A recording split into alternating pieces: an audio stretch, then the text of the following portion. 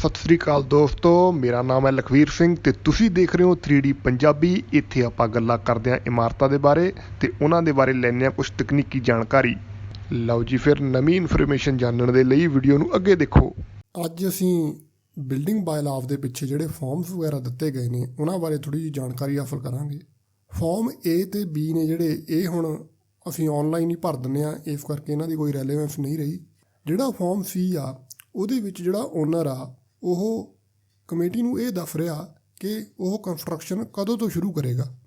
ਜਿਹੜਾ form D ਆ notice for completion and permission to occupy, ਇਹਦੇ ਵਿੱਚ ਜਿਹੜਾ ਓਨਰ ਆ ਉਹ ਕਮੇਟੀ ਨੂੰ ਇਹ ਦੱਸਦਾ ਕਿ ਜਿਹੜੀ ਬਿਲਡਿੰਗ ਆ ਉਹਨੂੰ ਮੈਂ ਕੰਪਲੀਟ ਕਰ ਲਿਆ ਅਤੇ ਮੈਨੂੰ ਆਕੂਪਾਈ ਕਰਨ ਵਾਸਤੇ ਪਰਮਿਸ਼ਨ ਦਿੱਤੀ ਜਾਵੇ।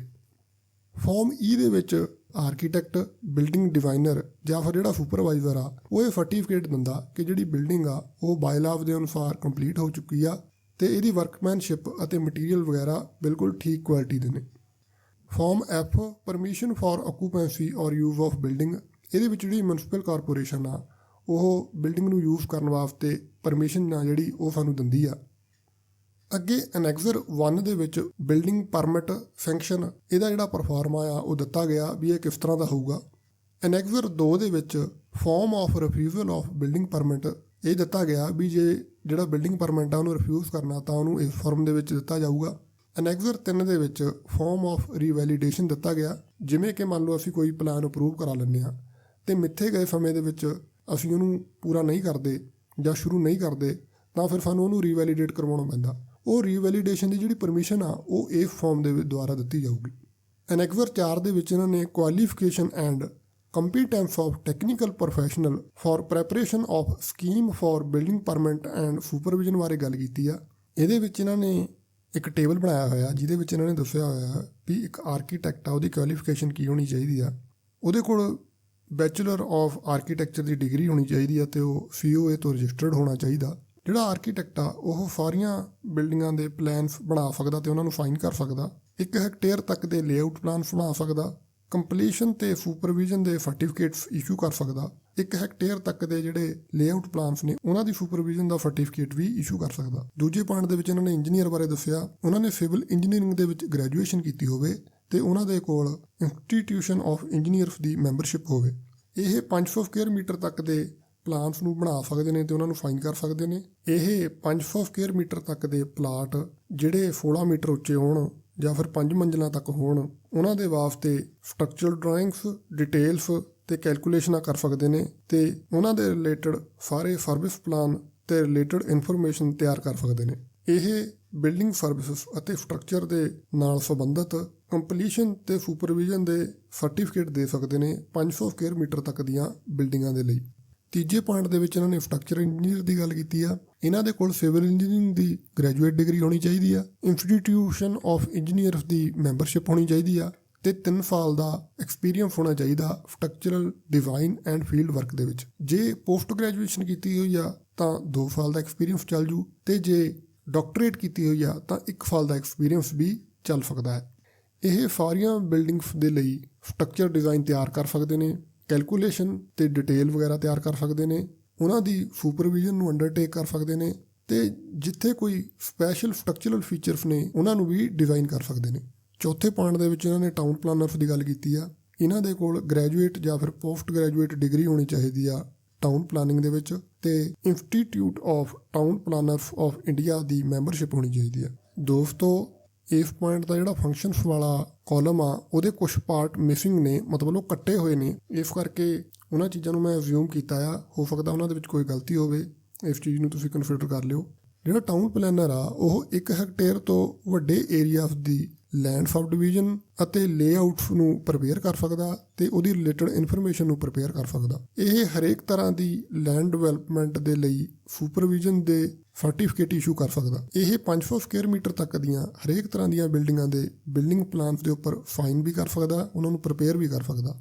ਉਹਨਾਂ ਦੀਆਂ ਸਟਰਕਚਰਲ ਡਰਾਇੰਗਸ, ਸਰਵਿਸ ਪਲਾਨਸ ਅਤੇ ਬਿਲਡਿੰਗ ਪਰਮਿਟ ਦੇ ਲਈ ਜਿਹੜੀ ਹੋਰ ਇਨਫੋਰਮੇਸ਼ਨ ਆ ਉਹਨੂੰ ਵੀ ਤਿਆਰ ਕਰ ਸਕਦਾ। ਇਹ 500 ਸਕੁਅਰ ਮੀਟਰ ਤੱਕ ਦੀਆਂ ਸਾਰੀਆਂ ਬਿਲਡਿੰਗਾਂ ਦੇ ਲਈ ਸੁਪਰਵਿਜ਼ਨ ਅਤੇ ਕੰਪਲੀਸ਼ਨ ਸਰਟੀਫਿਕੇਟ ਨੂੰ ਵੀ ਇਸ਼ੂ ਕਰ ਸਕਦਾ। ਅੱਗੇ ਇਹਨਾਂ ਨੇ ਨੋਟ ਪਾ ਕੇ ਲਿਖਿਆ ਵੀ 5 ਹੈਕਟੇਅਰ ਤੋਂ ਵੱਡੀਆਂ ਜਿਹੜੀਆਂ ਲੈਂਡਸ ਨੇ ਉਹਨਾਂ ਦੀ ਡਿਵੈਲਪਮੈਂਟ ਦੇ ਲਈ ਇੱਕ ਲੈਂਡਸਕੇਪ ਆਰਕੀਟੈਕਟ ਨੂੰ ਵੀ ਇਨਕਲੂਡ ਕਰਨਾ ਪਊਗਾ ਤੇ ਜਿਹੜੀਆਂ ਹੋਰ ਇਨਫਰਾਸਟ੍ਰਕਚਰਲ ਸਰਵਿਸਿਜ਼ ਨੇ ਜਿਵੇਂ ਕਿ road, water supply, sewerage, drainage, electrification ਵਗੈਰਾ, ਉਹਨਾਂ ਦੇ ਵਿੱਚ ਜਿਹੜੇ ਹੋਰ ਰਜਿਸਟਰਡ ਇੰਜੀਨੀਅਰ ਨੇ ਯੂਟਿਲਿਟੀ ਸਰਵਿਸਿਜ਼ ਵਾਲੇ, ਉਹਨਾਂ ਨੂੰ ਵੀ ਐਸੋਸੀਏਟ ਕਰਨਾ ਪਊਗਾ। ਅੱਗੇ 5ਵੇਂ ਪੁਆਇੰਟ ਦੇ ਵਿੱਚ ਇਹਨਾਂ ਨੇ ਲੈਂਡਸਕੇਪ ਆਰਕੀਟੈਕਟ ਦੀ ਗੱਲ ਕੀਤੀ ਆ। ਇਹਨਾਂ ਦੇ ਕੋਲ ਲੈਂਡਸਕੇਪ ਆਰਕੀਟੈਕਚਰ ਦੇ ਵਿੱਚ ਬੈਚਲਰ ਜਾਂ ਫਿਰ ਮਾਸਟਰ ਡਿਗਰੀ ਹੋਣੀ ਚਾਹੀਦੀ ਆ। ਜਿਹੜਾ ਲੈਂਡਸਕੇਪ ਆਰਕੀਟੈਕਟ ਆ ਉਹ 5 ਹੈਕਟੇਅਰ ਅਤੇ ਉਸ ਤੋਂ ਵੱਧ ਵਾਲੇ ਜਿਹੜੇ ਏਰੀਆਸ ਨੇ ਉਹਨਾਂ ਦੇ ਵਿੱਚ ਲੈਂਡਸਕੇਪ ਡਿਜ਼ਾਈਨ ਕਰ ਸਕਦਾ ਤੇ ਮੈਟਰੋ ਸਿਟੀਜ਼ ਦੇ ਵਿੱਚ 2 ਹੈਕਟੇਅਰ ਜਾਂ ਉਸ ਤੋਂ ਵੱਧ ਵਾਲੇ ਏਰੀਆਸ ਦੇ ਵਿੱਚ ਵੀ ਲੈਂਡਸਕੇਪ ਡਿਜ਼ਾਈਨ ਕਰ ਸਕਦਾ। ਅੱਗੇ ਇਹਨਾਂ ਨੇ ਨੋਟ ਪਾ ਕੇ ਲਿਖਿਆ ਵੀ ਜਿਹੜੇ ਇਦੋਂ ਛੋਟੇ ਪ੍ਰੋਜੈਕਟ ਨੇ ਉਹਨਾਂ ਦੇ ਵਿੱਚ ਵੀ ਇਹਨਾਂ ਨੂੰ ਐਸੋਸੀਏਟ ਕੀਤਾ ਜਾ ਸਕਦਾ। ਅੱਗੇ 6ਵੇਂ ਪੁਆਇੰਟ ਦੇ ਵਿੱਚ ਇਹਨਾਂ ਨੇ ਅਰਬਨ ਡਿਜ਼ਾਈਨਰ ਦੀ ਗੱਲ ਕੀਤੀ ਆ। ਇਹਨਾਂ ਦੇ ਕੋਲ ਅਰਬਨ ਡਿਜ਼ਾਈਨ ਜਾਂ ਫਿਰ ਉਹਦੇ ਵਰਗੀ ਕੋਈ ਮਾਸਟਰਸ ਡਿਗਰੀ ਹੋਣੀ ਚਾਹੀਦੀ ਆ। ਜਿਹੜਾ ਰਜਿਸਟਰਡ ਅਰਬਨ ਡਿਜ਼ਾਈਨਰ ਆ ਉਹ 5 ਹੈਕਟੇਅਰ ਤੋਂ ਵੱਧ ਦੇ ਸਿਟੀ ਏਰੀਆਸ ਤੇ 2 ਹੈਕਟੇਅਰ ਤੋਂ ਵੱਧ ਕੈਂਪਸ ਏਰੀਆਸ ਦੇ ਵਿੱਚ ਅਰਬਨ ਡਿਜ਼ਾਈਨ ਰਿਲੇਟਡ ਕੰਮ ਕਰ ਸਕਦਾ ਤੇ ਉਹ ਕੰਜਸਟਡ ਏਰੀਆਸ ਦੇ ਅਰਬਨ ਰੀਨਿਊਅਲ ਪ੍ਰੋਜੈਕਟਸ ਨੂੰ ਵੀ ਕਰ ਸਕਦਾ। ਇਦੋਂ ਘੱਟ ਏਰੀਆ ਵਾਲੇ ਜਿਹੜੇ ਪ੍ਰੋਜੈਕਟਸ ਨੇ ਉਹਨਾਂ ਦੇ ਵਿੱਚ ਵੀ ਇਹਦੀ ਐਸੋਸੀਏਸ਼ਨ ਲਈ ਜਾ ਸਕਦੀ ਆ। 7ਵੇਂ ਪੁਆਇੰਟ ਦੇ ਵਿੱਚ ਇਹਨਾਂ ਨੇ ਪਲੰਬਰ ਬਾਰੇ ਗੱਲ ਕੀਤੀ ਆ। ਇਹ ਕਹਿੰਦੇ ਜਿਹੜਾ ਪਲੰਬਰ ਆ ਉਹਦੇ ਕੋਲ IIT ਦਾ ਟ੍ਰੇਨਿੰਗ ਸਰਟੀਫਿਕੇਟ ਹੋਵੇ, 2 ਸਾਲ ਦਾ ਐਕਸਪੀਰੀਅੰਸ ਹੋਵੇ, ਜਿਹਦੇ ਵਿੱਚ ਉਹਨੇ ਕਿਸੇ ਗਵਰਨਮੈਂਟ ਡਿਪਾਰਟਮੈਂਟ, ਲੋਕਲ ਬਾਡੀ ਜਾਂ ਫਿਰ ਕਿਸੇ ਆਰਕੀਟੈਕਟ ਜਾਂ ਇੰਜੀਨੀਅਰ ਦੇ ਨਾਲ ਕੰਮ ਕੀਤਾ ਹੋਵੇ, ਉਹਨੂੰ ਵਰਕਿੰਗ ਡਰਾਇੰਗ ਤੇ ਡਾਇਮੈਂਸ਼ਨਲ ਸਕੈਚ ਦੀ ਨੌਲੇਜ ਹੋਵੇ ਤੇ ਉਹ ਅਥਾਰਟੀ ਦੁਆਰਾ ਲਾਇਸੈਂਸਡ ਹੋਵੇ। ਇਹ 4 ਮੰਜ਼ਿਲਾਂ ਤੱਕ ਅਤੇ 500 ਸਕੁਅਰ ਮੀਟਰ ਤੱਕ ਦੀਆਂ ਬਿਲਡਿੰਗਾਂ ਦੇ ਵਿੱਚ ਸੈਂਟਰੀ ਦਾ ਐਗਜ਼ੀਕਿਊਸ਼ਨ ਅਤੇ ਸੁਪਰਵਿਜ਼ਨ ਦਾ ਕੰਮ ਕਰ ਸਕਦਾ। 8ਵੇਂ ਪੁਆਇੰਟ ਦੇ ਵਿੱਚ ਇਹਨਾਂ ਨੇ ਇਲੈਕਟ੍ਰੀਸ਼ੀਅਨ ਬਾਰੇ ਗੱਲ ਕੀਤੀ ਆ। ਇਲੈਕਟ੍ਰੀਸ਼ੀਅਨ ਦੀ ਜਿਹੜੀ ਕੁਆਲੀਫਿਕੇਸ਼ਨ ਆ ਉਹ ਇਲੈਕਟ੍ਰਿਸਿਟੀ ਕੰਪਨੀ ਦੁਆਰਾ ਨਿਰਧਾਰਿਤ ਕੀਤੀ ਜਾਊਗੀ। 9ਵੇਂ ਪੁਆਇੰਟ ਦੇ ਵਿੱਚ ਇਹਨਾਂ ਨੇ ਫਾਇਰ ਕੰਸਲਟੈਂਟ ਦੀ ਗੱਲ ਕੀਤੀ ਆ। ਫਾਇਰ ਕੰਸਲਟੈਂਟ ਦੀ ਕੁਆਲੀਫਿਕੇਸ਼ਨ ਲੋਕਲ ਫਾਇਰ ਆਫੀਸਰ ਜਾਂ ਫਿਰ ਟਾਊਨ ਜਾਂ ਸਿਟੀ ਦੀ ਫਾਇਰ ਸਰਵਿਸ ਦੁਆਰਾ ਨਿਰਧਾਰਿਤ ਕੀਤੀ ਜਾਊਗੀ। ਇਸ ਤੋਂ ਅੱਗੇ ਦੋਸਤੋ ਐਨੈਕਵਰ 5 ਆ, information for intimation of completion of work up to plinth level ਦਾ ਫਾਰਮ ਦਿੱਤਾ ਹੋਇਆ। ਮਤਲਬ ਇਸ ਫਾਰਮ ਦੇ ਵਿੱਚ ਜਿਹੜਾ ਅੰਗੇਜਡ ਪ੍ਰੋਫੈਸ਼ਨਲ ਆ ਉਹ ਕਮੇਟੀ ਨੂੰ ਇਹ ਦੱਸੂਗਾ ਵੀ ਜਿਹੜੀ ਬਿਲਡਿੰਗ ਆ ਉਹਦੀ ਪਲਿੰਥ ਲੈਵਲ ਤੱਕ ਕੰਸਟਰਕਸ਼ਨ ਹੋ ਚੁੱਕੀ ਆ। ਐਨੈਕਵਰ 6 ਦੇ ਵਿੱਚ ਇਨਸਪੈਕਸ਼ਨ ਰਿਪੋਰਟ ਦਾ ਪਰਫਾਰਮਾ ਦਿੱਤਾ ਹੋਇਆ। ਜਿਹੜਾ ਬੰਦਾ ਇਨਸਪੈਕਸ਼ਨ ਕਰਨ ਵਾਸਤੇ ਜਾਊਗਾ ਉਹ ਇਹਦੇ ਵਿੱਚ ਆਪਣੀ ਰਿਪੋਰਟ ਭਰ ਕੇ ਦੇਊਗਾ। ਐਨੈਕਵਰ 7 ਦੇ ਵਿੱਚ form for certificate of architect engineer town planner, ਇਹ ਜਿਹੜਾ ਫਾਰਮ ਆ ਇਹ ਜਿਵੇਂ ਕਿ ਅਸੀਂ ਪਿੱਛੇ ਇੱਕ ਫਾਰਮ ਪੜ੍ਹਿਆ ਸੀ ਉਹਦੇ ਵਰਗਾ ਹੀ ਆ। ਇਹਦੇ ਵਿੱਚ ਜਿਹੜਾ ਪ੍ਰੋਫੈਸ਼ਨਲ ਆ ਉਹ ਕੰਪਲੀਸ਼ਨ ਸਰਟੀਫਿਕੇਟ ਜਾਰੀ ਕਰਕੇ ਦੇਊਗਾ। ਇਹਦੇ ਵਿੱਚ ਨਾਲ ਲਿਖਿਆ ਹੋਇਆ to be submitted along with the notice of completion. ਜਿਹੜਾ ਪਿੱਛੇ ਆਪਾਂ ਨੋਟਿਸ ਆਫ ਕੰਪਲੀਸ਼ਨ ਪੜ੍ਹਿਆ ਇਹ ਫਾਰਮ ਆਪਾਂ ਉਹਦੇ ਨਾਲ ਲਗਾ ਕੇ ਦੇਣਾ। ਇਸ ਤੋਂ ਅੱਗੇ ਸ਼ਡਿਊਲ 1 ਆ। ਪਹਿਲਾਂ ਇਹਨੂੰ ਸ਼ਡਿਊਲ 6 ਕਿਹਾ ਜਾਂਦਾ ਸੀ। ਇੰਡੈਮਨਿਟੀ ਬੌਂਡ ਫॉर ਬੇਸਮੈਂਟ, ਮਤਲਬ ਬੇਸਮੈਂਟ ਬਣਾਉਣ ਤੋਂ ਪਹਿਲਾਂ ਜਿਹੜਾ ਸਾਡਾ ਗੁਆਂਢੀ ਆ ਉਹ ਤੋਂ ਜਿਹੜੀ ਅਸੀਂ ਇਜਾਜ਼ਤ ਲੈਣੀ ਆ ਉਹ ਇਸ ਦੇ ਵਿੱਚ ਲੈਣੀ ਆ। ਸ਼ਡਿਊਲ 2, ਪਹਿਲਾਂ ਇਹਨੂੰ ਸ਼ਡਿਊਲ 8 ਕਿਹਾ ਜਾਂਦਾ ਸੀ। Enforcement of building bylaws and monitoring of building activities as per sanctioned plans and checking of unauthorized construction activities। ਇਹਦੇ ਵਿੱਚ ਜ਼ਿਆਦਾ ਇਸ ਤਰ੍ਹਾਂ ਨਾਲ ਗੱਲ ਕੀਤੀ ਗਈ ਆ ਵੀ ਜਿਹੜੀ ਮਿਊਨਿਸਪਲ ਕਾਰਪੋਰੇਸ਼ਨ ਦੇ ਅਧਿਕਾਰੀ ਨੇ ਉਹ ਕਿਵੇਂ ਜਿਹੜੀ ਸਾਡੀ ਬਿਲਡਿੰਗ ਕੰਸਟਰਕਸ਼ਨ ਆ ਉਹਦੀ ਮੋਨੀਟਰਿੰਗ ਕਰਨਗੇ। ਇਹਨੂੰ ਵੀ ਆਪਾਂ ਪੜ੍ਹ ਲੈਂਦੇ ਆ। ਪਹਿਲੇ ਪੁਆਇੰਟ ਦੇ ਵਿੱਚ ਇਹਨਾਂ ਨੇ ਕਿਹਾ ਕਿ ਬਿਲਡਿੰਗ ਐਕਟੀਵਿਟੀਜ਼ ਦੇ ਵਿੱਚ ਬਿਲਡਿੰਗ ਬਾਇਲਾਜ਼ ਨੂੰ ਐਨਫੋਰਸ ਕਰਨ ਵਾਸਤੇ ਜਿਹੜੇ ਕਨਸਰਨਡ ਅਫੀਸ਼ੀਅਲਸ ਨੇ ਉਹਨਾਂ ਨੂੰ ਮੋਨੀਟਰਿੰਗ ਕਰਨੀ ਚਾਹੀਦੀ ਆ ਤੇ ਇੱਕ ਕੁਆਰਟਰਲੀ ਰਿਪੋਰਟ ਪੇਸ਼ ਕਰਨੀ ਚਾਹੀਦੀ ਆ। ਇਹਦੇ ਵਿੱਚ ਦੇ ਵਿੱਚ ਇਹਨਾਂ ਨੇ ਕਿਹਾ ਜਿਹੜਾ ਓਨਰ ਆ ਉਹਨੂੰ ਆਫੀਸਰਸ ਨੂੰ ਬਿਲਡਿੰਗ ਦੇ ਵਿੱਚ ਜਾਣ ਵਾਸਤੇ ਅਲਾਓ ਕਰਨਾ ਚਾਹੀਦਾ ਰੀਜ਼ਨੇਬਲ ਟਾਈਮ ਦੇ ਉੱਪਰ ਜਿਹੜੀ ਬਿਲਡਿੰਗ ਦੇ ਬਾਰੇ ਕੰਸਟਰਕਸ਼ਨ ਪਰਮਿਸ਼ਨ ਲਈ ਗਈ ਆ। ਇਹਦੇ ਵਿੱਚ ਇਹਨਾਂ ਨੇ ਕਿਹਾ ਵੀ ਜਿੱਥੇ ਕੰਸਟਰਕਸ਼ਨ ਹੋ ਰਹੀ ਆ ਉਹਦੀ ਪ੍ਰੈਮਿਸਿਸ ਦੇ ਵਿੱਚ ਹੀ ਅਪਰੂਵਡ ਪਲਾਨਸ ਦੀ ਇੱਕ ਕਾਪੀ ਸਾਨੂੰ ਜ਼ਰੂਰ ਰੱਖਣੀ ਚਾਹੀਦੀ ਆ। ਸੀ ਦੇ ਵਿੱਚ ਇਹਨਾਂ ਨੇ ਕਿਹਾ ਵੀ ਉੱਥੇ ਇੱਕ ਬੋਰਡ ਲਾਉਣਾ ਚਾਹੀਦਾ ਜਿਹਦੇ ਉੱਪਰ ਪਲਾਟ ਨੰਬਰ, ਏਰੀਆ, ਆਰਕੀਟੈਕਟ ਦਾ ਨਾਮ ਤੇ ਓਨਰ ਦਾ ਨਾਮ ਲਿਖਿਆ ਹੋਵੇ। ਅੱਗੇ ਇਹਨਾਂ ਨੇ ਪਹਿਲਾ ਪੁਆਇੰਟ ਦੁਬਾਰਾ ਤੋਂ ਬਣਾ ਕੇ ਇਹ ਦੱਸਿਆ ਹੋਇਆ ਵੀ ਕਿਹੜੀ ਸਟੇਜਸ ਦੇ ਉੱਪਰ ਇਨਸਪੈਕਸ਼ਨ ਕਰਨੀ ਚਾਹੀਦੀ ਆ।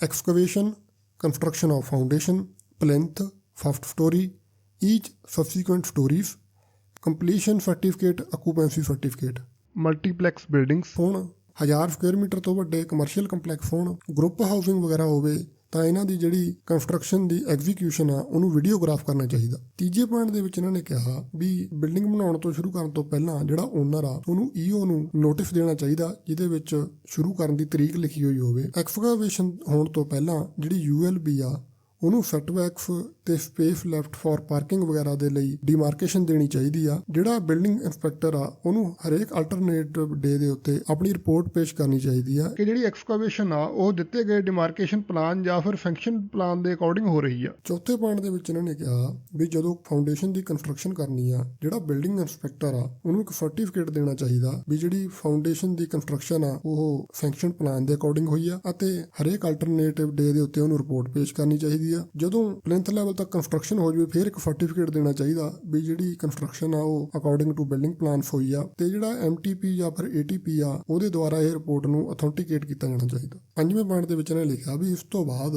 ਜਿਹੜਾ ਬਿਲਡਿੰਗ ਇੰਸਪੈਕਟਰ ਆ ਉਹਨੂੰ ਹਰੇਕ ਵੀਕ ਇੱਕ ਰਿਪੋਰਟ ਦੇਣੀ ਚਾਹੀਦੀ ਆ ਵੀ ਜਿਹੜੀ ਕੰਸਟਰਕਸ਼ਨ ਆ ਉਹ ਐਸ ਪਰ ਫੰਕਸ਼ਨ ਪਲਾਨਸ ਹੋ ਰਹੀ ਆ। ਫਸਟ ਸਟੋਰੀ ਦੇ ਕੰਪਲੀਟ ਹੋਣ ਤੋਂ ਬਾਅਦ ਹਰੇਕ ਸਬਸੀਕੁਐਂਟ ਸਟੋਰੀ ਦੇ ਉੱਪਰ ਇੱਕ ਸਰਟੀਫਿਕੇਟ ਜਾਰੀ ਕਰਨਾ ਚਾਹੀਦਾ ਬਿਲਡਿੰਗ ਇੰਸਪੈਕਟਰ ਦੇ ਦੁਆਰਾ ਵੀ ਜਿਹੜੀ ਕੰਸਟਰਕਸ਼ਨ ਆ ਉਹ ਫੰਕਸ਼ਨ ਪਲਾਨਸ ਦੇ ਅਕੋਰਡਿੰਗ ਹੋ ਰਹੀ ਆ ਤੇ ਇਹ ਜਿਹੜਾ ਸਰਟੀਫਿਕੇਟ ਆ ਇਹ MTP ATP ਦੁਆਰਾ ਅਥੈਂਟੀਕੇਟਡ ਹੋਣਾ ਚਾਹੀਦਾ।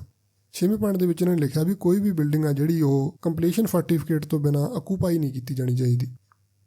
ਸੱਤਵੇਂ ਪੁਆਇੰਟ ਦੇ ਵਿੱਚ ਇਹਨਾਂ ਨੇ ਕਿਹਾ ਵੀ ਜਿਵੇਂ ਕਿ ਜਿਹੜੇ ਸੈਟਬੈਕ ਨੇ, ਪਾਰਕਿੰਗ ਏਰੀਆਸ ਨੇ ਤੇ ਜਿਹੜੀ FAR ਆ ਉਹ ਜ਼ਿਆਦਾ ਇੰਪੋਰਟੈਂਸ ਦੀ ਆ, ਇਸ ਕਰਕੇ ਇਹਨਾਂ ਓਪਨ ਏਰੀਆਸ ਦੇ ਵਿੱਚ ਕੋਈ ਵੀ ਕੰਸਟਰਕਸ਼ਨ ਅਲਾਉਡ ਨਹੀਂ ਹੋਣੀ ਚਾਹੀਦੀ। ਜੇ ਕੋਈ ਬੰਦਾ ਇੱਥੇ ਕੰਸਟਰਕਸ਼ਨ ਕਰ ਰਿਹਾ ਤਾਂ ਉਹਦੀ ਜਿਹੜੀ ਸੁਪਰਵਿਜ਼ਨ ਆ ਤੇ ਮੋਨੀਟਰਿੰਗ ਆ ਉਹ ਹਰੇਕ ਮਹੀਨੇ ਡੈਜ਼ਿਗਨੇਟਡ ਇਨਫੋਰਸਮੈਂਟ ਅਥਾਰਟੀ ਦੁਆਰਾ ਕੀਤੀ ਜਾਣੀ ਚਾਹੀਦੀ ਹੈ।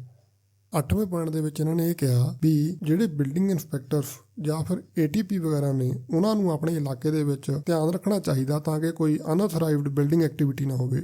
ਜਦੋਂ ਉਹਨਾਂ ਨੂੰ ਕਿਸੇ FG ਬਿਲਡਿੰਗ ਐਕਟੀਵਿਟੀ ਬਾਰੇ ਪਤਾ ਲੱਗ ਜਾਵੇ ਨਾਲ ਦੀ ਨਾਲ ਉਹਨਾਂ ਨੂੰ ਜਿਹੜਾ ਮਿਊਨਿਸਪਲ ਐਕਟ ਦੇ ਵਿੱਚ ਪ੍ਰੋਵੀਜ਼ਨਸ ਕੀਤੀਆਂ ਗਈਆਂ ਨੇ ਉਹਦੇ ਅਕੋਰਡਿੰਗ ਇਹਨੂੰ ਡੀਲ ਕਰਨਾ ਚਾਹੀਦਾ। ਦੋਸਤੋ ਇਹਦੇ ਨਾਲ ਸਾਡੇ ਸਾਰੇ ਬਿਲਡਿੰਗ ਬਾਇਲਾਅਸ ਨੇ ਜਿਹੜੇ ਉਹ ਸਮਾਪਤ ਹੁੰਦੇ ਨੇ। ਮੈਂ ਆਪਣੇ ਵੱਲੋਂ ਕੋਸ਼ਿਸ਼ ਕੀਤੀ ਆ ਕਿ ਮੈਂ ਇਹਨਾਂ ਬਿਲਡਿੰਗ ਬਾਇਲਾਅਸ ਨੂੰ ਪੜ੍ਹ ਕੇ ਜਿੰਨਾ ਕੁ ਸਮਝ ਸਕਾਂ ਉਨਾ ਕੁ ਮੈਂ ਆਪਣੇ ਸ਼ਬਦਾਂ ਦੇ ਵਿੱਚ ਆਪਣੇ ਦੋਸਤਾਂ ਨੂੰ ਇਹਨਾਂ ਬਿਲਡਿੰਗ ਬਾਇਲਾਅਸ ਬਾਰੇ ਸਮਝਾ ਸਕਾਂ। ਜੇ ਇਹਨਾਂ ਬਿਲਡਿੰਗਾਂ ਬਾਇਲਾਅਸ ਦੇ ਵਿੱਚ ਮੇਰੇ ਵੱਲੋਂ ਕੋਈ ਤਰੁੱਟੀਆਂ ਰਹਿ ਗਈਆਂ ਨੇ ਜਾਂ ਮੇਰੇ ਵੱਲੋਂ ਸਮਝਣ 'ਚ ਕੋਈ ਗਲਤੀ ਹੋ ਗਈ ਆ, ਜਿਹੜੇ ਮੇਰੇ ਦੋਸਤਾਂ ਨੂੰ ਉਹਦੇ ਬਾਰੇ ਪਤਾ ਆ ਜਾਂ ਜ਼ਿਆਦਾ ਜਾਣਕਾਰੀ ਆ ਉਹ ਥੱਲੇ ਸਾਨੂੰ ਕਮੈਂਟਸ ਦੇ ਵਿੱਚ ਦੱਸ ਸਕਦੇ ਨੇ। ਅੱਗੇ ਵੀ ਅਸੀਂ ਇਹ ਕੋਸ਼ਿਸ਼ ਕਰਾਂਗੇ ਕਿ ਬਿਲਡਿੰਗ ਬਾਇਲਾਅਸ ਦੇ ਜਿਹੜੇ ਪੁਆਇੰਟਸ ਦੇ ਉੱਪਰ ਅਸੀਂ ਪੰਛੀ ਝਾਤ ਮਾਰੀ ਆ, ਜੇ ਮੇਰੇ ਕਿਸੇ ਦੋਸਤਾਂ ਨੂੰ ਉਹਦੀ ਜ਼ਿਆਦਾ ਡਿਟੇਲਡ ਵੀਡੀਓ ਦੀ ਲੋੜ ਆ ਆਪਾਂ ਉਹ ਵੀ ਤਿਆਰ ਕਰਾਂਗੇ ਤੇ ਜੇ ਕੋਈ ਅਪਡੇਟਸ ਵਗੈਰਾ ਆਉਣਗੀਆਂ ਜਿਹਨੂੰ ਵੀ ਉਹਦੇ ਬਾਰੇ ਪਤਾ ਲੱਗਦਾ ਉਹ ਕਮੈਂਟਸ ਵਗੈਰਾ ਦੇ ਵਿੱਚ ਸ਼ੇਅਰ ਕਰੇ ਤਾਂ ਕਿ ਆਪਾਂ ਉਸ ਦੇ ਉੱਪਰ ਵੀ ਕੋਈ ਵੀਡੀਓ ਬਣਾ ਕੇ ਉਹਦੇ ਬਾਰੇ ਡਿਟੇਲ 'ਚ ਗੱਲ ਕਰ ਸਕੀਏ। ਧੰਨਵਾਦ ਜੀ। ਲਓ ਵੀ ਦੋਸਤੋ, ਜੇ ਤੁਹਾਨੂੰ ਇਹ ਵੀਡੀਓ ਵਧੀਆ ਲੱਗੀ ਆ ਤਾਂ ਫਿਰ ਕਰ ਦਿਓ ਇਹਨੂੰ ਲਾਈਕ, ਨਾਲੇ ਸ਼ੇਅਰ ਕਰ ਲਓ ਆਪਣੇ ਦੋਸਤਾਂ ਮਿੱਤਰਾਂ ਨਾਲ, ਨਾਲੇ ਮੇਰੇ ਚੈਨਲ ਨੂੰ ਸਬਸਕ੍ਰਾਈਬ ਕਰ ਲਓ ਤਾਂ ਕਿ ਆਪਾਂ ਅੱਗੇ ਵੀ ਇਸ ਤਰ੍ਹਾਂ ਦੀਆਂ ਇਮਾਰਤਾਂ ਦੇ ਨਾਲ ਸੰਬੰਧਿਤ ਕੋਈ ਤਕਨੀਕੀ ਗੱਲਾਂ ਕਰ ਸਕੀਏ ਪੰਜਾਬੀ ਦੇ ਵਿੱਚ। ਇੱਕ ਵਾਰ ਫਿਰ ਤੋਂ ਸਾਰਿਆਂ ਨੂੰ ਸਤਿ ਸ੍ਰੀ ਅਕਾਲ ਤੇ ਜੈ ਹਿੰਦ।